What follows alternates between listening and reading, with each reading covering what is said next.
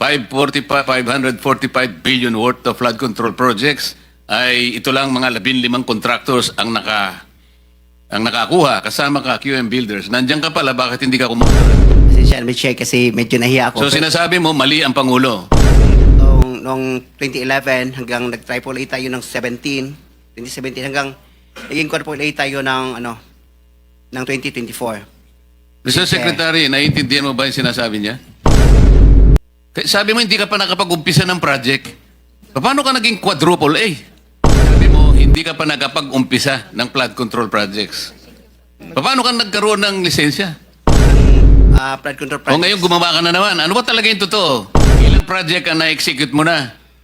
Marami na eh. O kanina sinabi mo, hindi ka pa nakapag-umpisa eh. Meron akong hawak na martilyo rito, sinasabi ko sa'yo.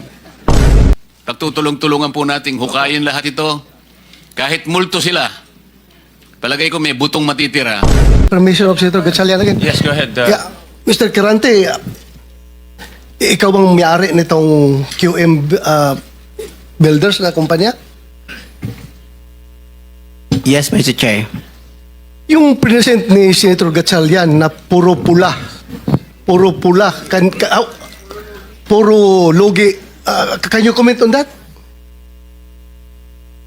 Nagtataka ko, Mr. Chair, kung saan magaling yung information kasi ang QM Builders, nag-upisa tayo sa 1992 as a dealer of hardware and construction materials. Tapos, noong 2003, nag-venture tayo sa construction business. To make it short, pinakita, Ino ko na lang. Totoo ba yung sinabi ni Senator Gatchalian? Hindi, totoo yan. So hindi totoo? Galing ho to sa SEC. Is easy yan, on record. Hindi kasi yung totoo lang, sorry to make it short, yung QM Builders quadruple A at tayo eh. So anong corporation po ang gamit nyo? Kasi ito po, hindi naman namin to inimbento. Kinuha namin Baka siguro yung yan. sa Kasi GIS nyo ito eh. Mr. Chair, siguro yung nakuha niyo sa hardware namin, hindi sa construction. Kasi yung hardware namin, Mr. Chair, pareho yung pangalan. QM Builders yung isa, construction supply, at sa isa, QM Builders construction talaga. Isabit nyo na lang ho sa amin yung dalawang corporation ninyo. Yung sinasabi nyong construction company at ito yung, ewan ko kung ano ito, yung itong hardware ho ninyo. Submit nyo ho sa amin lahat ng dokumento ho ninyo. Yes, Mr. Chair. Chairman, may just add, FS po, financial statements, audited financial statements submitted to the BIR every year. Yun po, Mr. Chairman. Mr. Chair, dalang-dala ko ngayon. Mr. Kirante, please submit the financial statement of whichever. Ibig mo sabihin, dalawang QM Builders Inc. ang ginamit mo, dalawang pangalan, dalawang kumpanya, ganun ba yun? Ang nakalagay first, yung QM Builders na nag-umpisa kami sa 1992, isang hardware yon. Tapos ng 2003, nag-venture kami ng another business, yung construction, QM Builders, construction na yon. Bali, isang pangalan, dalawang klase na business. Yan, nung 2024, naging quadruple A tayo. Kaya, sa tingin ko, mali. Kasi yung NFCC namin, 40 billion eh. Ngayon. Kaya yung kuha naming project is only, wala nga 10% sa project namin nakuha per year. Pasabit na lang sa amin, Mr. Kirante, nung mga dokumento. Yes, Mr. Chair. Thank you, Senator Sherwin. That is why, with your presence today, I hope yung mga umiiwas ngayon na mga contractors na hindi pupunta dito will be inspired, will be motivated by your presence na nasagot mo na yung pala sa isang kumpanya mo. So, sana magsisipot sila. Yung mga absent ngayon, next hearing. Di ba? Hindi kita dinidemonize dito, ha? I am actually giving you the chance to present your side. Kaya dapat ganun din ang tingin ng ibang mga contractors na pinapatawag natin. Yun lang, Mr. Chair. Thank you, Senator Gatchalian. Thank you, Senator Bato. And Mr. Kirante, kayo po ang presidente nitong korporasyon. Yes, Mr. Chair. At kayo rin po ang naglagay ng kapital. Yes, Mr. Chair. Nakita ko sa inyong articles of incorporation, puro mga, mga anak nyo, kamag-anak, puro Kirante. Anak yon. Mga anak nyo po. Oh. Kasi baka yung, i-clarify ko yan, baka yung Nakita mo dyan, yan, and then, wala pang income yun kasi hindi pa transfer ng hindi pa incorporated yung QM, Mr. Chair. Ngayon, ang process pa yun, kaya walang kita eh. Hindi pa, mali pala kanina eh. Sorry. Pero mali pala kanina yung nakita ko.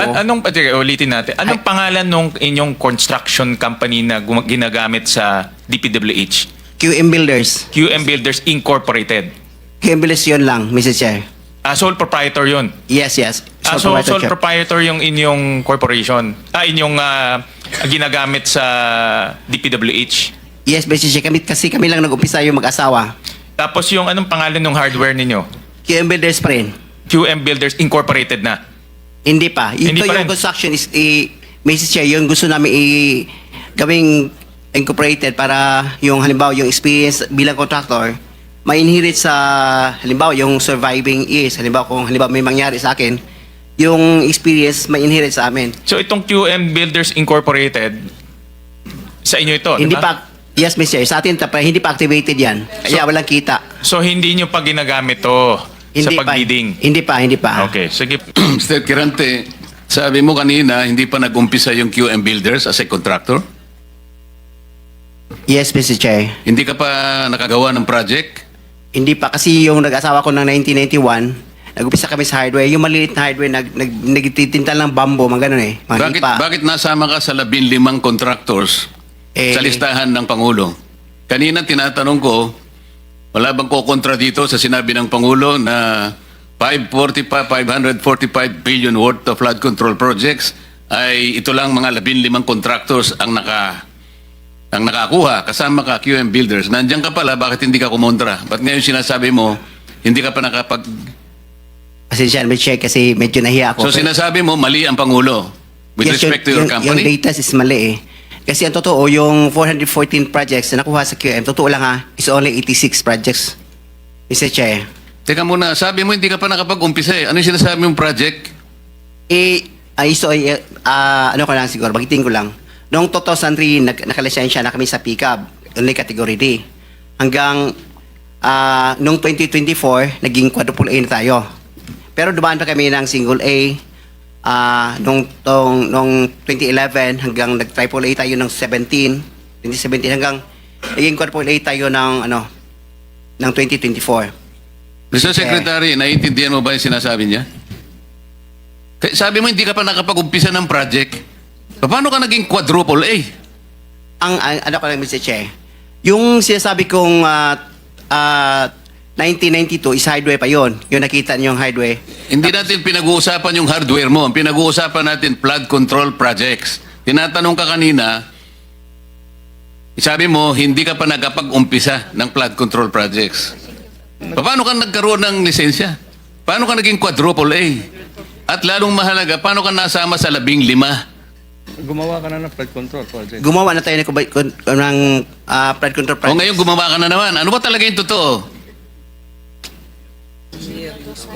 Baka hindi ka makauwi sa araw na ito. Nagsisinungaling ka na naman eh. Hindi po. Ang sinabi ng Pangulo, kasama ka sa 15. Tama, Mr. Huwag Che. mong mamaliitin ito. Pagkatas dito, artihin mo kami, sasabihin mo, hindi ka pa nagumpisa ka isang hardware. May problema dito eh. Ano lang yan, history lang yung sinasabi ko, Mr. Che. Ano na yung totoo? Yung totoo, may lisensya na tayo na quadruple A ngayon. O ngayon nga, ngayon meron ka ng quadruple. Yes, Mr. Che. O, ilang project ang na-execute mo na? Marami na eh. O kanina sinabi mo, hindi ka pa nakapag-umpisa eh. Meron akong hawak na martilyo rito, sinasabi ko sa'yo. Mr. Chair. Huwag kang tatawa-tawa kasi hindi nakakatawa ito ha. Mr. Chairman. Dito lang nagsisinungaling ka na eh. Mr. Chairman, if I may. Yes, Mr. Mukhang Senator. nahihirapan kasi si Mr. Kirante mag-explain. Tama ba to? Ang sabi mo kanina, hindi ka pa incorporated at ngayon incorporated ka na in 2024. Yes. Okay. No. Hindi rin. Yung incorporated, yung on process pa yun, hindi pa namin na ano yun, na-approve. So lahat ng project na ginawa mo, sole proprietor. Yes, Your Honor. So nakapag-project ka na. Yes, Your Ano yung sinasabi mong hindi ka pa nagsisimula or hindi mo pa nagagawa? Yung incorporated, kasi hindi pa na-approve yung ano namin, hindi pa naman practice, hindi pa na-transfer from sole proprietorship into... So kaklaruhin ko lang, marami ka ng project At tama na isa ka sa top 15, correct, Mr. Quirante? Yes, yes, Your Honor. Pero hindi ka pa incorporated. Hindi pa, Yun so, yung pa rin. sinasabi mong hindi ka pa incorporated. Yes, Your Honor. Yun yung binabanggit niya kanina, Mr. Chairman. Malabo pa rin eh. Mr. Secretary, tumatanggap ka ng isang sole proprietorship na mag-undertake ng flood control? Well, Mr. Chair, actually, he has the pickup license. Paano siya nagkaroon ng pick-up license sa si kontrakto? He has the a pickup license. Paano ka Credited. nakakuha ng pick-up license, Wala pa Mr. nung, Quirante? Sole wala. proprietorship ka lang? Yes, Mr. Chair. Kailan mo nakakuha yan? 2003. Hanggang nag-upgrade tayo sa 2007, naging B tayo. Hanggang 2011, naging A tayo. Yung 2017, naging triple A tayo. ano yung net financial contracting capacity mo as a sole proprietorship? 40 billion, Mr. Chair. 40 billion? Yes, Mr. Chair. Yung financial statement mo, padala mo sa amin.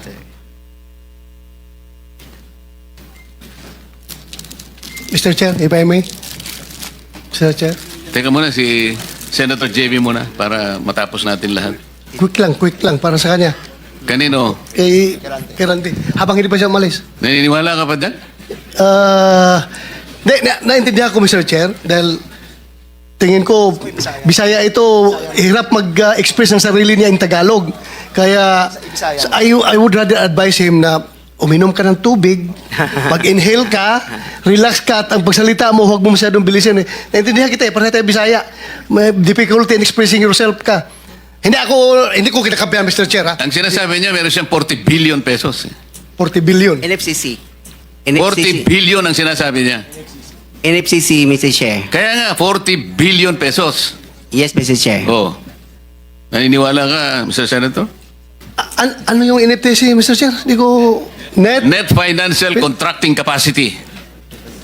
Totoo, tinoon na. May. Ha?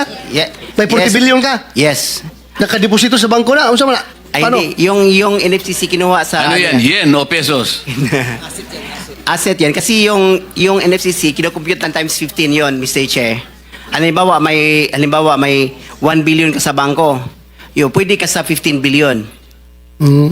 So, halimbawa, may pera ka sa bangko na 2 billion, ibig sabihin, pwede ka sa 30 billion. Yan ang computation. Kaya tayo yung pera natin, kasama na yung mga assets, more than 2 billion. Kaya, i-multiply natin ng 15, abot ng 40 billion. Kaya kami monto at hanggang 40 billion. Mr. Chairman, Mr. Quirante, ito tinitignan. Ano yung 2015 na QM Builders Incorporated? Ina-apply namin dyan sa SEC, Pero Your Honor. 2015 pa siya.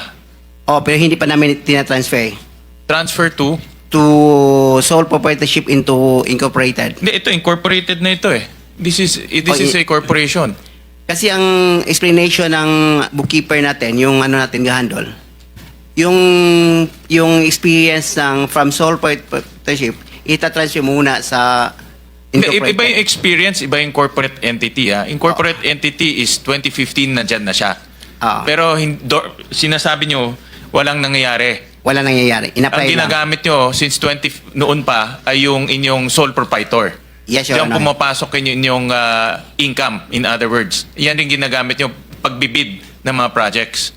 Yes, Your Honor. Tama?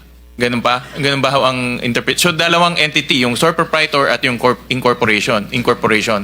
Yes, Your Honor. Okay. Sabit nyo na lang ho sa amin yung mga dokumento na yan. Thank you, Mr. Chairman. Senator JB? Thank you, Mr. Chair. Mr. Chair, siguro ang gusto natin dito, aside from the accountability that we're looking for, ang gusto natin ma-achieve in aid of legislation.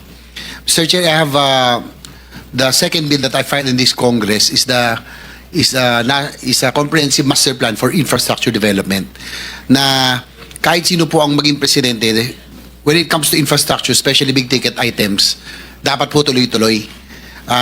Tulad ho ng mga floodway projects, kanina nabanggit ni Secretary, it transcends different, multi-year po ito, at it may transcend different administrations. No?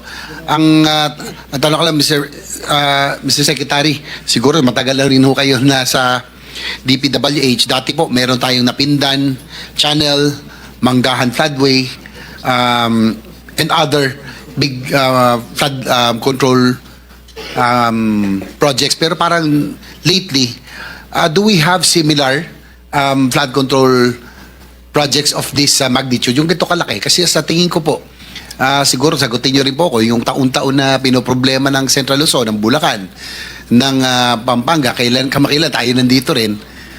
Ang kailangan po talaga dito, floodways, spillways, and water impounding.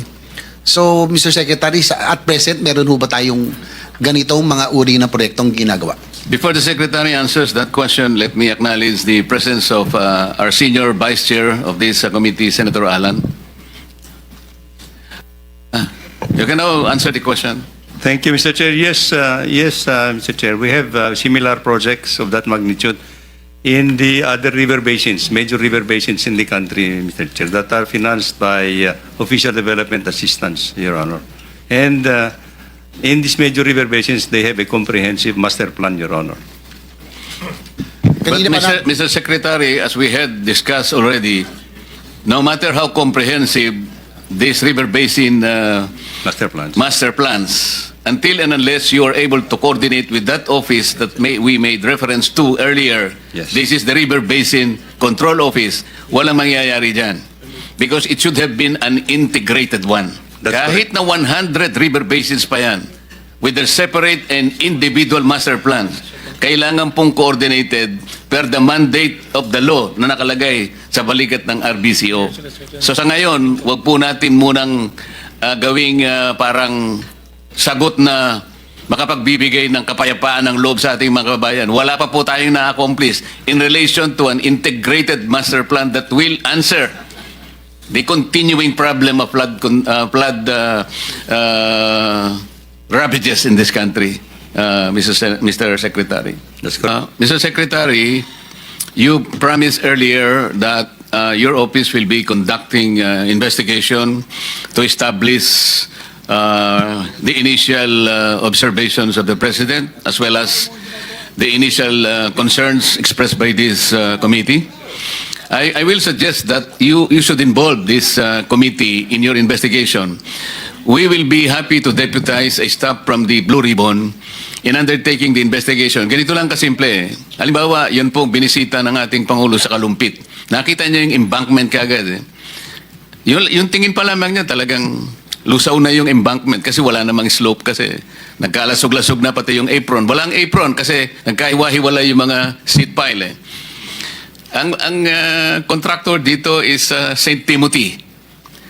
Yung dating director ninyo, district engineer, Henry Alcantara, was suddenly transferred as assistant regional director sa Region 4A.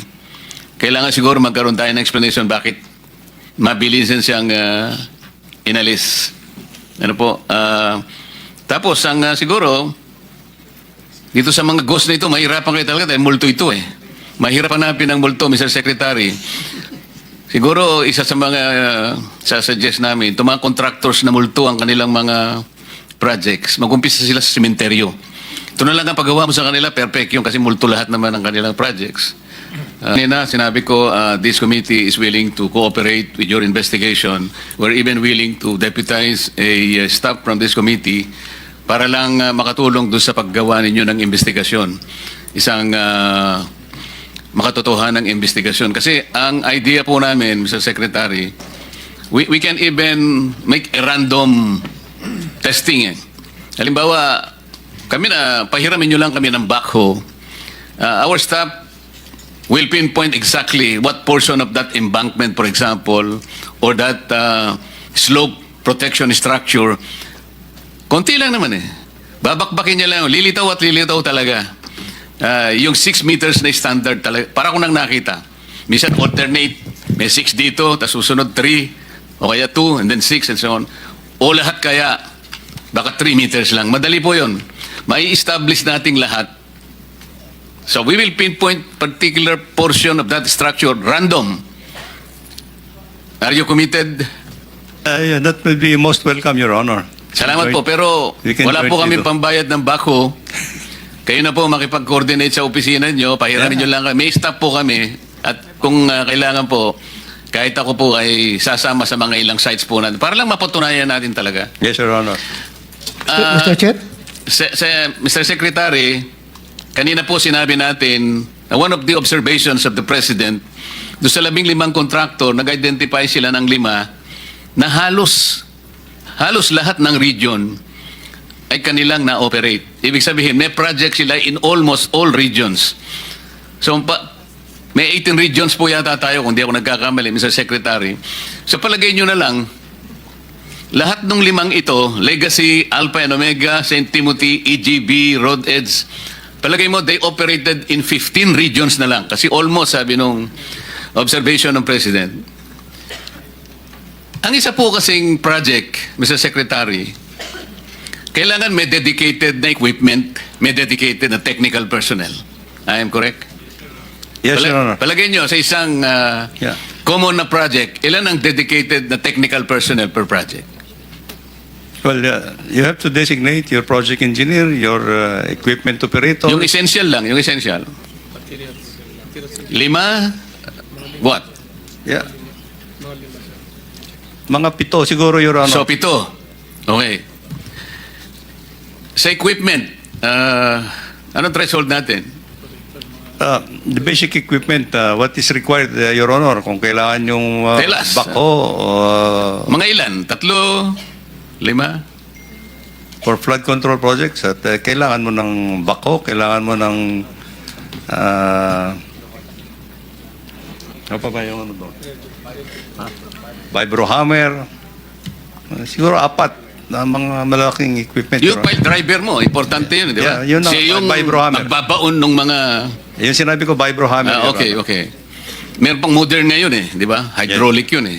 Yan, no, Ngayon, kaya ko po tinatanong, hindi po ninyo magagamit yung 7 personnel na yon sapagkat dedicated na sa unang... Sa Region 1, meron ka. Yes, Your Honor. Para maikalat mo ang sarili mo in 15 regions, so 7 ang kailangan technical personnel, 7 times 15. Ilan po yun, Mr. Secretary? 55, Your Honor. Ilan po? 55, Your Honor. So, kailangan meron siyang... Sorry, 85, Your Honor. Kailangan meron siyang 85 na technical personnel. Tama po? Para lang maikalat niya yung sarili. Tama, Your Honor. So, kinakailangan marami kang backhoe, marami kang pile driving. Ang nangyayari po kasi, hindi totoo eh. Nagre-renta lang sila ng lisensya, pinahihiram ang lisensya, babayaran lang ng royalty. Ganito po yung nangyayari. They are flagrantly violating the IRR of 9184 na dedicated equipment, dedicated technical personnel per project. Hindi mo mai-assign sa ibang project. Hindi po nangyayari ito. It's impossible. It's impossible. Nakukuha siya ng 85 technical personnel. Hindi totoo yun. Hindi totoo. Kaya po nangyayari na ikalat niya yung sarili niya. This is impossible. Kailangan po matutukan natin and we will get to the bottom of this, sabi natin kanina. At kung kinakailangang sisirin namin ito ng minority leader, Senator Tito Sen. Ay, nagdoble pala. Tito Sen. Gagawin po natin ito, Mr. Secretary. Kailan po kayo mag-uumpisa nung investigation para po yung aming deputized staff, siguro mga 3 po yung siguro, ay palilista namin ang pangalan sa inyo. Actually, Your Honor, we have started, but we would be welcome actually the members from the committee who can join us actually in Yes, Mr. in Secretary, we investigations. promise you that we will give you the names Yes, Your deputized by this committee to assist you in your investigation. Thank you, Your Honor. And we promise also to go beyond the 15 contractors kasi base sa feedback po nakukuha namin, kailangan din po ninyong makita itong mga contractors awarded na no less than 1 billion. 1 billion above, meron din po. Katulad po ng 11-16 Construction, Northern Builders, Third Star Builders, Juros Development Corporation, RA Pahati Construction and Supply, Ulticon Builders, AL Salazar Construction Inc., AC Soliben Construction, Santo Cristo Builders. Kailangan po niyong busisiin din ito. Nandito rin po ang maraming multo Mr. Secretary. Yung pong nakakapagbigay ng mas malaking concern para lang maano natin ang baha dito.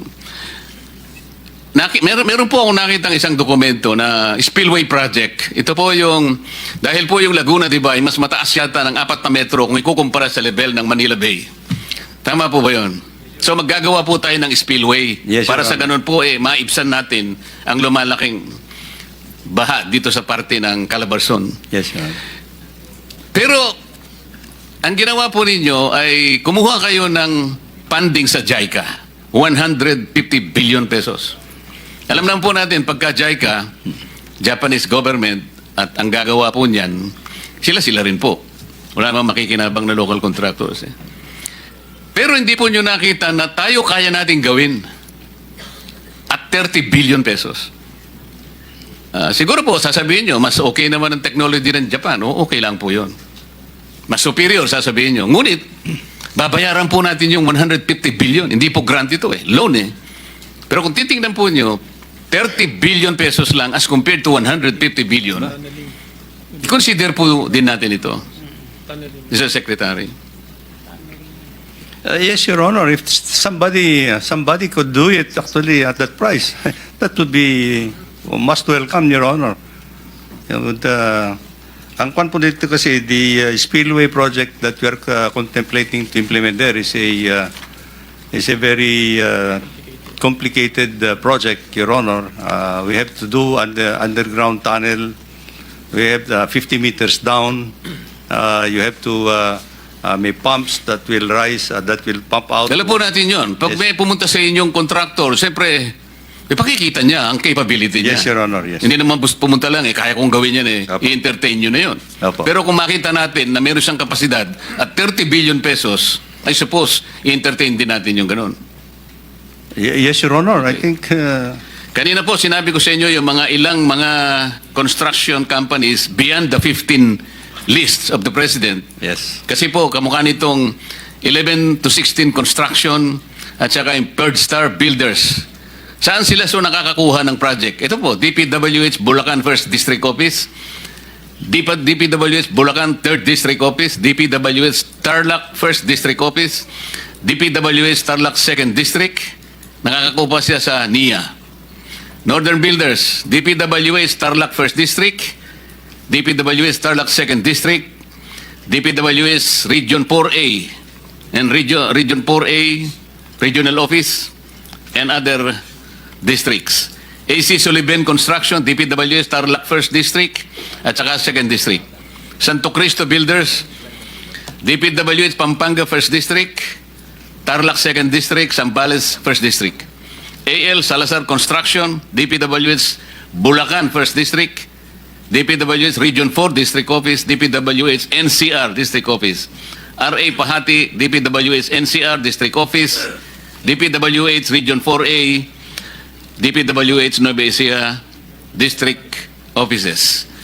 So, paki-nota nyo lang. Yes, Your Honor. At pagtutulong-tulungan po nating hukayin lahat ito, kahit multo sila, palagay ko may butong matitira, para sa ganun sa susunod po nating pagdinig ay makita natin po talaga kung gaano ang nawawala sa ating gobyerno. Hindi lamang po yun.